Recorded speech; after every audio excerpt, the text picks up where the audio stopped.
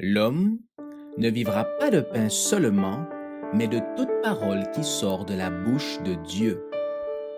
Voici votre moment de méditation quotidienne.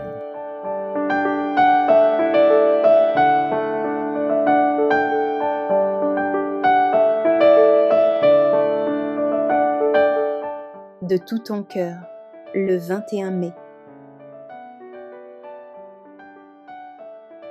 Aujourd'hui, l'Éternel, ton Dieu, te commande de mettre en pratique ses lois et ses ordonnances. Tu les observeras et tu les mettras en pratique de tout ton cœur et de toute ton âme. Deutéronome chapitre 26, verset 16. L'alliance établie par Dieu avec son peuple dans les temps anciens contenait des instructions pour qu'Israël reconnaisse loyalement l'œuvre miséricordieuse et merveilleuse accomplie en sa faveur. Dieu délivra son peuple de l'esclavage égyptien. Il conduisit ses enfants jusque sur leur terre, leur offrit un héritage considérable et des habitations sûres. En retour, il leur demandait d'être reconnaissants. Les premiers fruits de la terre devaient être consacrés à Dieu et lui être rendus comme une offrande de gratitude en reconnaissance de sa bonté pour eux. Ces instructions données par Dieu à son peuple représentent les principes de la loi du royaume de Dieu. Elles sont si explicites que personne ne sera dans l'ignorance et dans l'incertitude.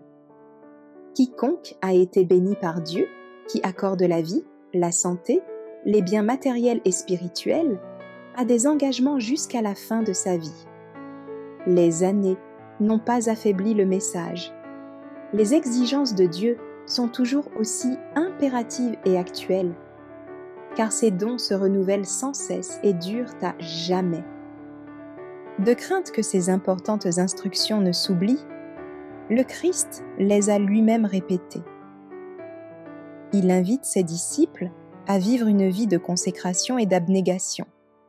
Il dit « Si quelqu'un veut venir après moi, qu'il renonce à lui-même, qu'il se charge de sa croix et qu'il me suive. » Évangile selon Matthieu chapitre 16, verset 24. Tout est très clair. C'est seulement par l'abnégation et le sacrifice que nous pourrons montrer que nous sommes de véritables disciples du Christ. Le Christ jugea essentiel de rappeler à son peuple que l'obéissance au commandement de Dieu est pour son bien présent et futur. L'obéissance engendre une bénédiction, la désobéissance une malédiction.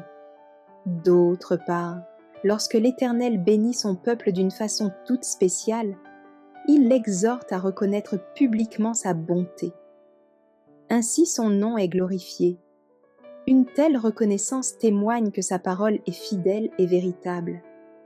Tu te réjouiras pour tous les biens que l'Éternel, ton Dieu, t'a donnés. Deutéronome chapitre 26, verset 11.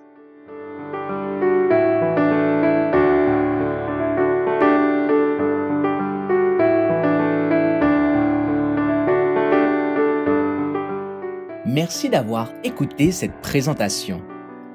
Assurez-vous de nous rejoindre demain pour votre moment de méditation quotidienne avec lereste.org.